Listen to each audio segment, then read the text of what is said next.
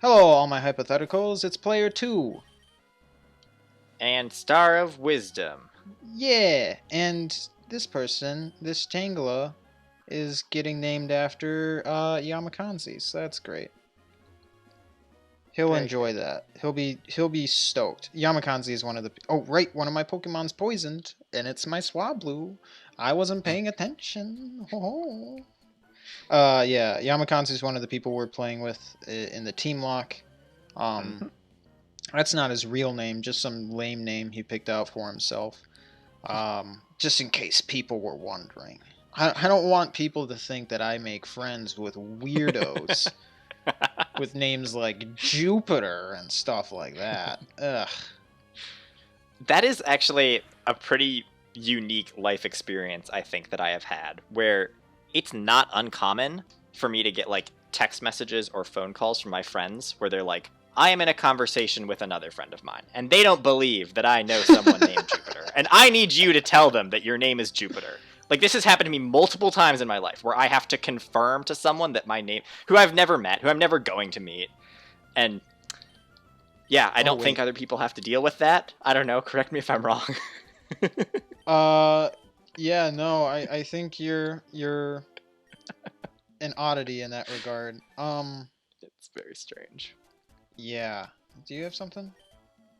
I don't care about the fossil inside of it. I'm not doing anything with that. Yeah, there have been moments where I've thought about doing that with you, because like I tell people, it's like, yeah, one of my best, like, closest friends is named Jupiter, and then you're like, no, that's no way. I'm like, well, wait till you hear his full name. This person isn't real. I'm like, no, he is. Yeah. He is. He's the realest guy you'll ever meet. I don't know what that means. If you ever do need me to confirm my identity for someone, I am happy to do it. I just think it's funny. It's... Yep. Also, I am dealing with a why not right now. Nice. So that's pretty cool. I want to level up my Swablu because I found out it goes to Altaria at 35, not 40. Uh-huh. And so that's 10 more levels. Oh, really? Yeah, that's as well as my Wartortle, so 36 I think it levels up.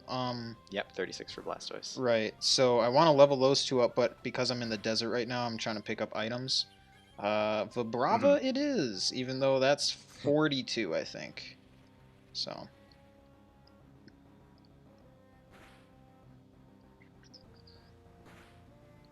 Why not so scary?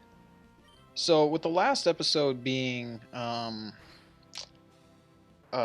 rant episode, and I think this is actually my first Pokemon episode that will be coming out on a Tuesday instead of a Monday, because my schedule's gonna change in June.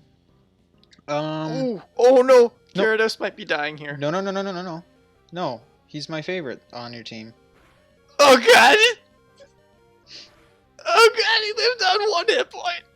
Okay, that's enough. You can work with that. I hate Why Not so much. He's alive though.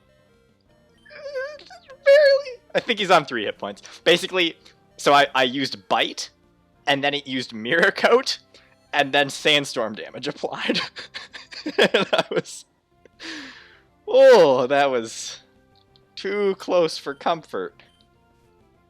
Eevee, you look a little thirsty.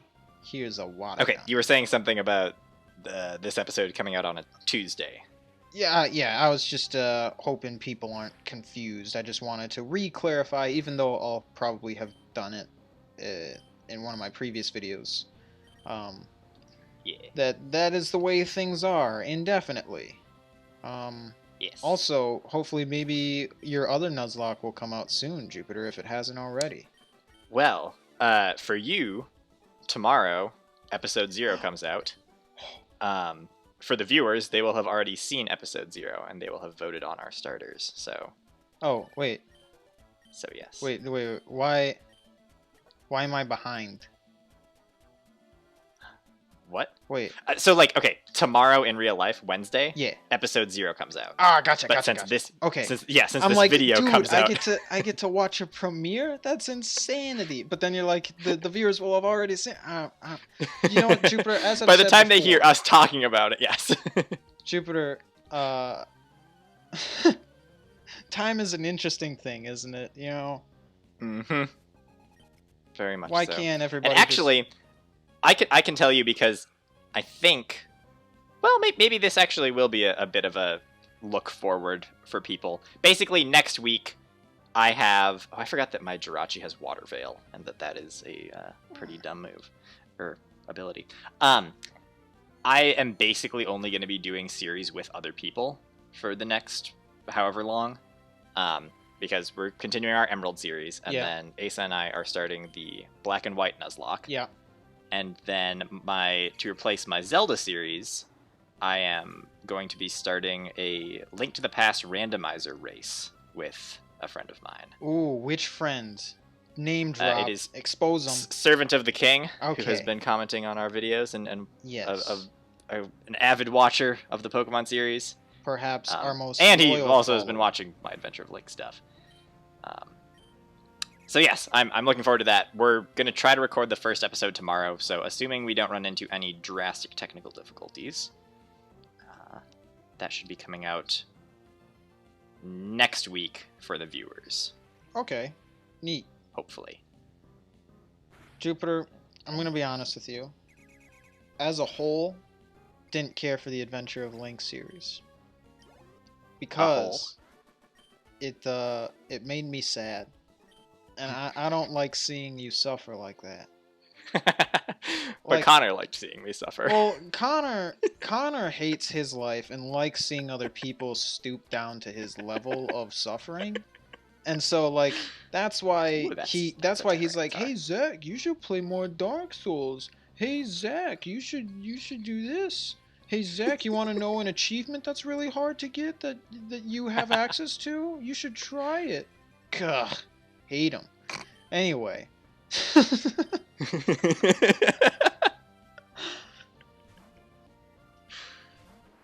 Yeah. I'm pretty sure Connor started COVID-19. He just wanted everybody else to hate life as much as he does. Can you stop detecting? That'd be fantastic. I am glad that I am done with Adventure of Link. I mentioned it at the end of that episode of the finale that it was one of the last Zelda games that I had to finish. The only one left now that I haven't played or beaten, obviously, because I haven't even played it, is Four Swords Adventures. And Four Swords Adventures, I was kind of looking into how I might even be able to play it, and I don't think I can. It's just so hard to get the setup working. Isn't that where you play with 4 people, or no? Yes. You can do it single player, which is somewhat more doable, but I think it's only worth it if I'm doing it with at least one other person. But even to do it with 2 people, I would have to buy the game. Yeah. Which is a GameCube game. Yep. I can run it on my Wii. Yep. So that's fine.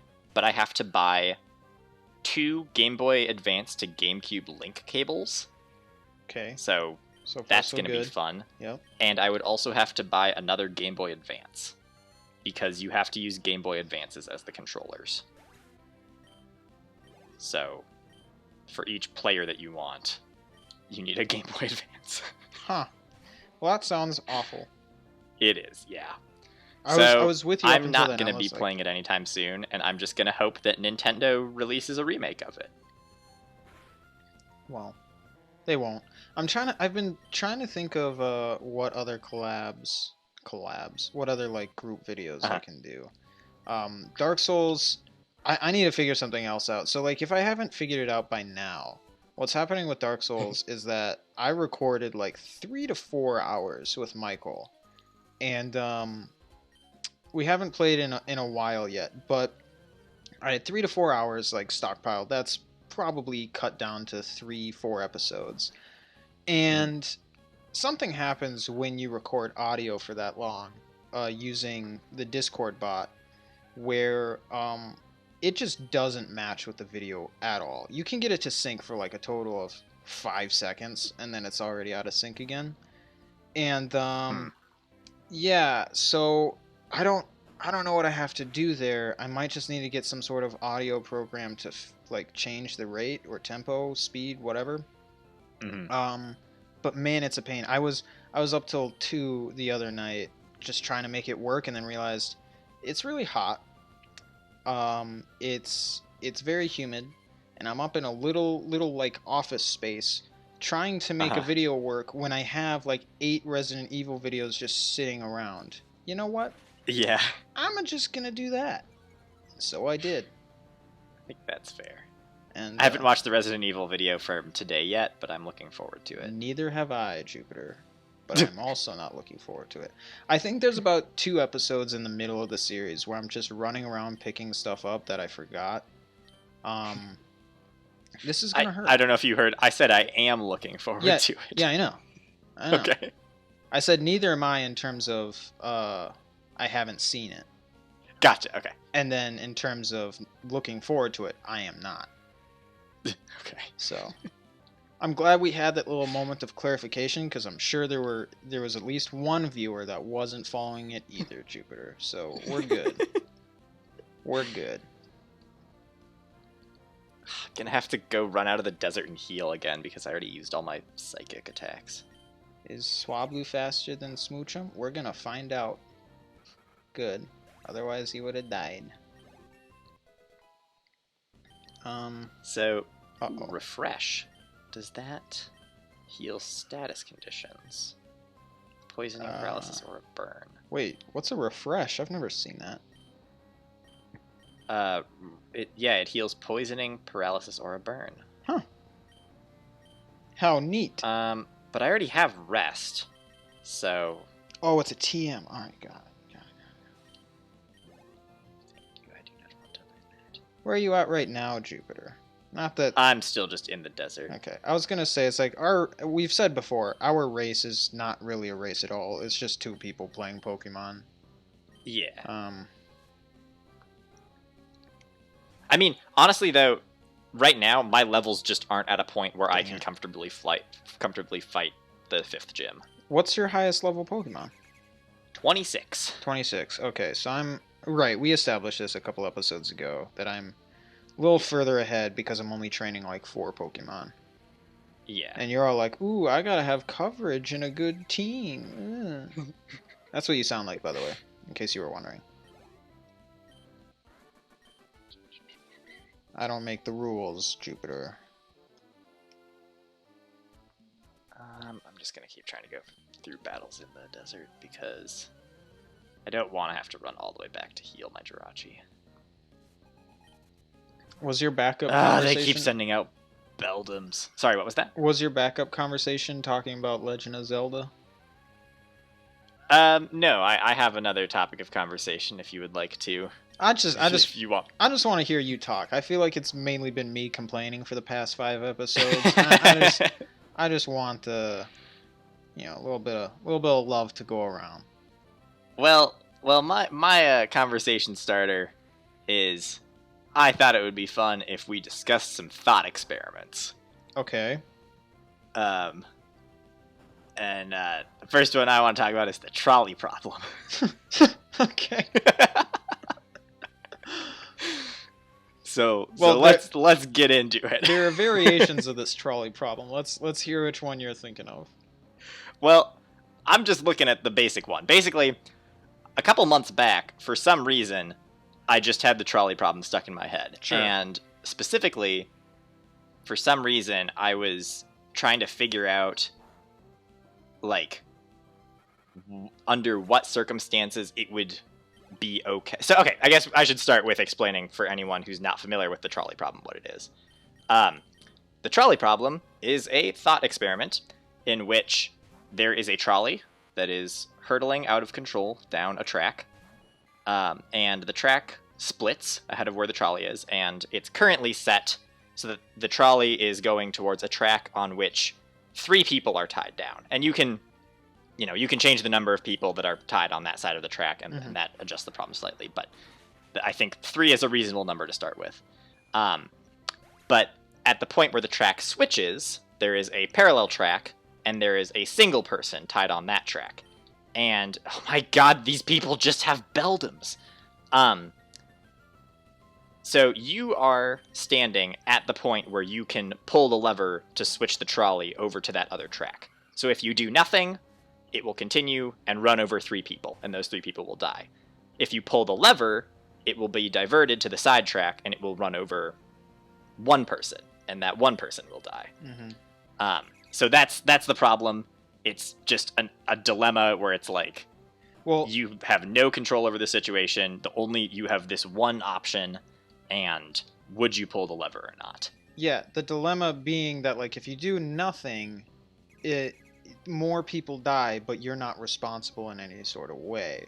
But if you do something, less people die, but you are pretty directly responsible for that person's death. Like you are making this choice that this person who is on the side is now going to die. When if you did nothing, if you hadn't even been in the situation, there is no way that person would have died. Although they did somehow get tied onto a railroad track, so that might be on them a little bit. Well, right. I mean, this doesn't age super well because, like, I feel like if in this day and age you get tied to a railroad track, and you don't manage to get out before a trolley comes around, you kind of... That's kind of on you. Yeah. Sorry. Yeah. And in that case, anyway, you just let it roll over the 3 people, because then that's 3 idiots out of the way, and just 1 idiot remains. And you could just even leave that 1 idiot there and just hope that trolley comes back around. You let it run over 3 people, and then you switch the track so that the next trolley is the 1 person. Anyway, the point of the thought experiment is that it's supposed to essentially illustrate that most of us would feel that we would pull the lever, that it's in a certain sense of thinking about it, it is better that 1 person dies so that 3 can live. Because if you phrase the problem in a certain way, the choice is either, I guess there's 2 ways of looking at it. There's one which is that if you don't pull the lever, you are opting out of making a choice. But you can also look at it as that not pulling the lever is a choice in and of itself. So it gets tricky. Basically, it comes down to, are you more willing to let 3 people die, or let 3 people die so that 1 person can live, or cause 1 person to die so that 3 people can live, is sort of what the question is more or less phrasing. Are you wanting to get my answer, or did you just want to talk about the thing? Well, I wanted to talk about it, and I wanted to hear your answer too, but basically the reason why I was thinking about it is because I think the more common answer that more people would reply is that they would pull the lever so that only 1 person dies and that 3 people live. Right. I was trying to figure out what are the circumstances in which it would be okay to not pull the lever. Like, or not even the circumstances, but like, what is the mindset behind that? Where? Right. So. Yeah. And I do have an answer for that as well. Okay, gotcha. Yeah. Well, if you're asking me, I think the mindset is that just, yeah, I think maybe it's better to have the 3 people die without anybody, like, directly causing the death. Because it's like the situation is that the 3 people die regardless of whether or not you were there. You just happen to be there. So, like, you're not altering the universe or whatever. Right. You know, you could come up with a similar situation of, like, oh, a building's on fire and you can hear screams inside, but, like, even if you, like, change the lever, there's never, you as a person don't know as a guarantee that the 1 person's going to die or that the 3 people are going to die. And so I guess in, like, as real life a situation as you could come up with, people can just hope that through indifference the right thing will happen. And like, I think the justification might be that, like, the universe or God or whatever has a better plan than what you could impose upon the situation. Yeah. That was kind of, sorry, go. No. I'm just rambling. Sure. Okay. Basically, my conclusion that I came to is, like, and then there is one other twist that I can present that might change the answer slightly. But basically, if I was actually in that situation, even though thinking ahead, I might say, I think it would I think objectively the right decision is to pull the lever so that 3 people's lives are saved. I don't think that anyone can blame you for not pulling the lever in that situation. Mm-hmm. Like, if you don't pull the lever, any bystander is not going to be like, what the heck, why didn't you pull the lever so that only one person would die? They're going to understand, like, that is an impossible choice to make. That's really why this is an engaging and thought-provoking thought experiment, because it's an impossible question that hopefully no one is ever in a circumstance where they have to make that kind of choice. And it's kind of unfair to expect any single person, like, as an individual, I don't even feel that I have a right to make that choice, to say that it's better for this one person to die than for these 3 people to live. Mm-hmm. So that was kind of my ultimate answer to that version of the trolley problem, which is that it's an unfair question. Like, Gotcha. there is no reason to expect that we have a right to make that decision. But we can make a couple of changes to the problem that complicate it. Sure. Let's hear them.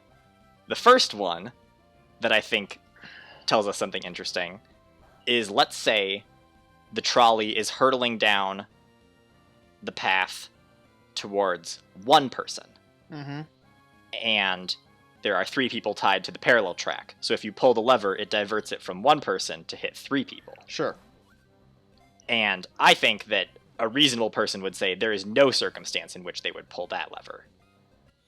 Considering that, again, we don't know anything about these individuals. They're just random Okay. I was going to say no circumstance. Yeah. What if it's No. I'm talking about, again, this is all with the on the other side. This is all with the understanding that these are all random people tied to the tracks that you have no connection to. You're just in a bad situation, and some group of people is going to die. The trolley is going to hit at least one person.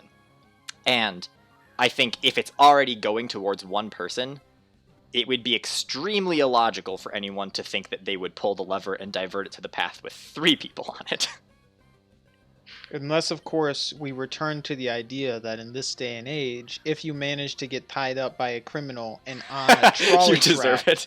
Yeah. In which case, you're just helping natural selection take its course. Yes. Natural trolley selection. Yes. You know, did you know that trolleys are like 3rd highest on the food chain? They're animals, man. They'll take you out. They don't care if you're in the way. Yeah, okay. What are the other alternate versions? Well, I think so. The interesting thing about that thought process, that if it's illogical to pull the lever to divert it from 1 to 3 people, that is further evidence that the right decision is to divert it from 3 people to 1 person. Okay. Right. Sure. If we are deciding that it makes no sense to increase the amount of people dying, it at least makes sense to decrease the amount of people dying. Yeah. All right. So that's one way of looking at it, is that if you reverse the problem, it makes it easier to explain why you would be willing to pull the lever. Sorry. What? Got a message from Henry. It like just goes in the top right corner. It's Very it nice. never fails. All right. The other thing that changes it up is that, let's say you are not willing to choose one person over these 3 people, which some people, again, and myself included in this, feel that it is not a fair, that as an individual, I don't have a right to make that choice. Even if objectively it's better for 1 person to die than 3 people to die, I don't think that I have the ability to make that choice. But that's in a case where it's 1 versus 3. So then the question is, how many people have to be tied onto that other track before you would pull the lever? Before you would feel that you do have a right to sacrifice 1 person for 3. And I started with a very high number and worked my way backwards. So wait, I guess I either spaced out or I'm not understanding what Yes. you mean. Like, so with the 3 people on the track, to switch it from 3 to the other, how many people you'd need on the other one? No, how many people... So that we're saying that most people, I think, would say that it's better to switch the track to hit one person instead of three, if it's going for three people. But let's say that there are more than three people on that one track, but still only one person on the other track. Yeah. Like, if you were in the position that there are three on one track and there's one on the other track, and you don't pull the lever because you don't think that you have the right to decide. Well, I'm doing a bad job of explaining this, but basically, you can figure out, like, if you would not be willing to pull the lever to save 3 lives, how many lives would have to be at stake for you to be willing to sacrifice 1 life? And that's just another interesting twist on the question. Okay. But I have already kind of explained my reasoning for most of the problem, and I don't know how much further we want to go with it. But there's all kinds of twists on the trolley problem if you're not familiar with it. I mean, it's very morbid, but it is still interesting to consider. Well, I think I've heard of 2 variations. One is there's a trolley heading toward like a group of people. The group is kind of the number is kind of irrelevant. And you can stop that because you're standing over a bridge and there's a larger individual next to you. If you shove that larger individual in front of the trolley, it will stop the trolley. That will stop them. Yep. And that's another interesting one. So that was also an interesting question, is like, let's say that you can stop the trolley by pushing someone in front of it. Yeah. In the end, that's not really any different than pulling the lever and diverting it to another person on the track, and yet it feels different because you're pushing someone instead of the result is no different. Right. There are 2 main differences. One is that you are directly causing the death. Yes. Like, you're not just like because the trolley is really just like representative of like the course of certain choices and time and stuff like that. But like pushing someone into a volcano or pushing someone into a trolley or pushing someone out of a plane, they all have the same effect, in that you are directly responsible for what happens to them. The second thing is that like the person that you'd be pushing in front of the trolley had no previous experiences that made them deserving of being in that situation. And I'm not saying that if someone's like, captured by a psychopath and like tied to a trolley, that they deserve to be there, as our jokes earlier implied. But like, but in some way, you live through the situations that brought you to that moment, and that like the die had already been cast, so it were. Right. For that person that's tied to the trolley, whereas the person that's just, a spectator that you happen to be able to push in the way. I mean, they are undeserving of that. It absolutely feels different, even though either way one person dies. Well, yeah. So, it's different because it is different, Jupiter. The result is it is different. Yes, yeah, it is. Another variation that you can go with is, instead of pushing someone in front of the trolley, you could jump in front of the trolley to prevent it from hitting 3 people. Okay. And that definitely changes the question, because it takes out the element of whether or not you have a right to make that decision. I think you definitely have a right to make whether or not you'd be willing to sacrifice yourself to save people. And I think a lot more people would be willing to say, like, given the choice of sacrificing someone unknown or sacrificing yourself, I think more people, at least more people, would say that they would sacrifice themselves. It's questionable whether or not that's actually what would happen in the situation. Yeah. But Well, all of this is, I mean, with hypotheticals, it's always impossible to tell what will actually happen. But yeah, I think a lot of people, hopefully, would be more willing to throw themselves in front of the trolley if they had some ability to know that it would work. Because with people like you and I can't imagine you and I would be able to stop anything by jumping in front of it. Right. No, this is like definitely figuring like, you can tell that this trolley is moving so fast that if anything hits the track in front of it, it will get derailed. and the only thing that you have to throw in front of the track is yourself. Yeah. So, Well, anyway, yep, that's the trolley problem. Oh. It's interesting. These are the things that I think about. we should probably wrap this up. Whoops. The trolley, Yeah. the the hypothetical questions will continue in the next episode. All right. So Yes. I'm gonna finish up my battle. I don't know what you're doing. I guess we can keep I'm on. making my way back to Petalburg. All right. I guess we can keep on talking while I'm trying to kill this Dratini. But Sure. oh, is it gonna? Nope. Because I only got. Nope. Okay, it's dead. Never mind. Nice. Oh, Dratini's flame body burns sissy. Alright, okay. Well, anyway, thank you guys so much for watching, and listening to our dumb philosophical conversations, because, you know, that's what you want to do when you, log on to YouTube and listen to some, YouTubers that only have, like, 20 to 30 subscribers. Yeah, you definitely want to just, like, listen to some nobodies talk about questions that have been asked to death. Yes. That's sarcasm, but Jupiter, Yes. I appreciate it. I like it. I just We are the viewers. we are qualified individuals. All right. No, I think it's very interesting to just like think about those problems and to talk about them, Yeah. because people have different perspectives than what you would expect. So what Jupiter's saying is leave what you do in the comments below and like and subscribe. Would to you both our kill channels. someone?